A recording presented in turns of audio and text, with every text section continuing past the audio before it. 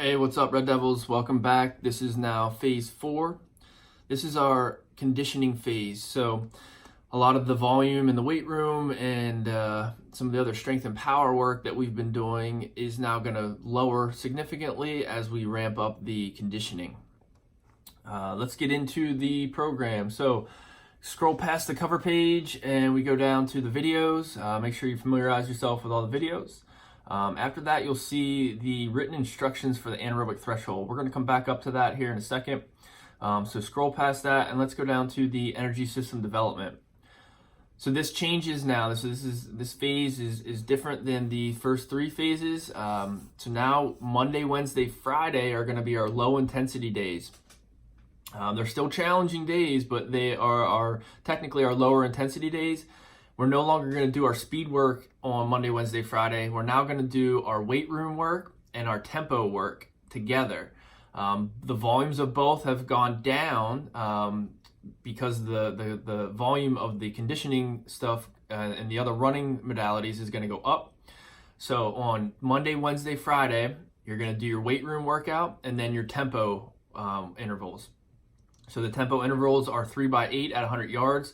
That volume is a maintenance volume, so that it stays the same week to week. Again, just trying to maintain that quality as we move into the preseason.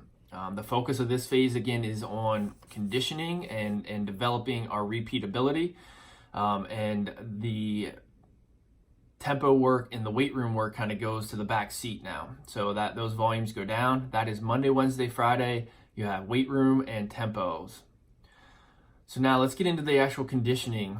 Tuesday, Thursday, Saturday are going to be your high intensity conditioning days. These are tough workouts. You're going to start with your speed work. Your speed work is high quality work. So we need full recovery during the speed work. As we get into the alactic capacity and the anaerobic threshold work, there's where we're going to start to accumulate some fatigue. But during the speed work, I want you to make sure you're taking full recoveries, take your time, and really give me really good quality effort on those. And then again, as we get into the alactic capacity, I still need a lot of effort, but your body's going to start to get fatigued. You're going to start feeling a little bit slowed down and not be able to run as fast as you accumulate that fatigue. But we don't want that to happen during the speed work. So if we scroll down to the actual speed work, so again, now your speed work is going to be Tuesday, Thursday, Saturday. You always start with the speed work before the conditioning. So on Tuesday, the volumes here don't change. So weeks 1 through 4 are all the same volume. Again, this isn't our primary focus, but we need to maintain these quality of speed and agility. So again, we have a little bit of technique drills to start out. And then we go into the pro agility and the Illinois agility test. So still trying to get good at those drills and really bring up that quality. So you're going to do 3 reps of the pro agility and just 2 reps of the Illinois agility test. And you can take about a 1-2 minute break in between each one of those, just making sure you have full recovery. And then you have your top end speed work on Thursday. That is, again, that flying 30, so that hasn't changed.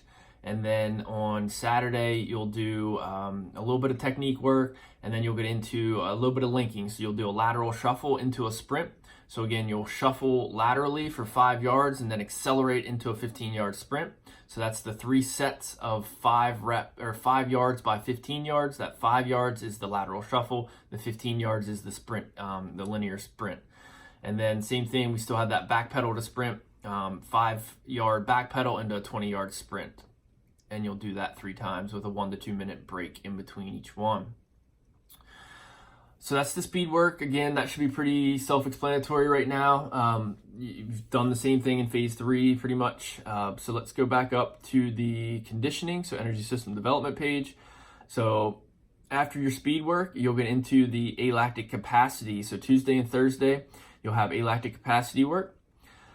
If you see under sets and reps, there's a parenthesis that says AC, that stands for alactic capacity. You're going to do, in week 1, you're going to do 2 sets of 6 reps with a 40-second recovery. So each rep is going to be a 45-yard shuttle. In the video demonstration, I have a 60-yard shuttle. I don't have a video for the 45, but it's the exact same thing with 5 yet less yards. So on the 60-yard shuttle, you're going to do 20 yards, 20 yards, 20 yards. in the 45-yard shuttle, which is what I want you guys to do, is it's just 15, 15, and 15. So it's 5 less yards. It's a little bit less of a shuttle. So you're going to do the 45-yard shuttle. That's 1 rep. You'll take 40 seconds recovery, and then you'll do your next rep with another 40-second recovery. You'll do that 6 times in week 1, and then in week 2, 7 times, week 3, 8 times, week 4, 9 times. After you do your 6 reps, you'll take a 3 to 5 minute break, and then you'll do another round or another set of that. So that's 2 sets of 6. 40-second recovery in weeks 1 and 2, 30, and then that drops down to a 30-second recovery in weeks 3 and 4. So that's the alactic capacity. If you have any questions on that, please hit me up. So we've done our speed work, then we went into our alactic capacity work, and now we're going to go into our anaerobic threshold work. So if you scroll back up to the instructions on anaerobic threshold, before we can prescribe you the pacing for the anaerobic threshold work, which will be individualized to each athlete, you need to perform the 6-minute Cooper test. So a 6-minute Cooper test is, you have to be on a traditional track, so that way we can track meters. Each lap around a traditional track is 400 meters. So what I need you to do is run as hard and as fast as you can for 6 minutes around the track, and then calculate how far in meters that you ran. So let's pretend that you were able to, in that 6-minute Cooper test, so you ran as hard and as fast as you can for 6 minutes, and you completed exactly 1 mile. So that would be 4 laps around the track. That'd be 400 meters per lap. That's 1,600 meters. So you completed 1,600 meters in 6 minutes. You're going to plug that in to the Excel spreadsheet that is, the document name is AT calculator. So that's anaerobic threshold calculator. It's an Excel spreadsheet attached to this email. In cell B2, under distance in meters, I want you would enter in the amount of meters that you completed. But again, for example, let's say we plugged in 1,600 meters because I was able to complete 4 laps in 6 minutes. That then is going to plug in a bunch of numbers and fill in the Excel spreadsheet for you after you hit enter, after you put in your meters. For the example, if you completed 4 laps during the 6-minute test, we would plug in the 1,600 meters. And then during the actual AT workout, my goal based off of that calculation would be to run each lap at 100 seconds per lap. That pacing should be challenging but not crushing you. So you should be breathing heavy, and you should be fatigued, but it shouldn't be impossible. I would recommend each week trying to maybe lower that pacing down. So the pace won't change, but if you can, so on week 1, each lap will be about 100 seconds. If that felt pretty easy and you can challenge yourself a little bit, the next week, maybe do each lap in 95 seconds, and then the next week, 90 seconds. It's based on you, but you don't want to go any slower than 100 seconds. But if you can go a little bit faster than 100 seconds, I would challenge you to do so. So go back to the example here. During the 5 minutes on set number 1, so if you go down to energy system development again, and you look at Thursday, so after we do the test in week 1 on Tuesday, week 1 Thursday, you're going to do 2 sets of 5 minutes at the pace that we calculated. So for the example again, that would be if we did the 6-minute mile, 4 laps, 400 meters a lap, 1,600 meters total. We plugged it in and we got 100 seconds per lap should be our pace. We should be able to do 3 laps in that first interval of 5 minutes. So that's the goal. Then we would take a 3 to 5 minute break and we would do that again. So that's how that reads out. So again, now we went through our speed work first. We took a little bit of a break. We did our alactic capacity work, the 45-yard shuttles, and then we finished with 2 sets of our anaerobic threshold work at whatever pace the anaerobic threshold calculator told you to do so, individualized to you based off of the 6-minute Cooper test. I know that sounds really complicated and it sounds tricky, But I think hopefully I explained that enough. And if I didn't, please reach out. Don't just skip that. It's very important conditioning that we need you to build into the program to be ready for the preseason. So if you don't understand that explanation, please reach out to me, or even you could reach out to an upperclassman, because they should understand this as we've done this in the spring.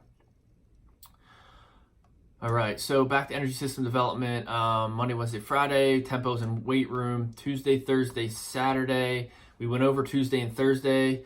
Now let's go over Saturday. Saturday is going to be our progression into the 300-yard shuttle conditioning test.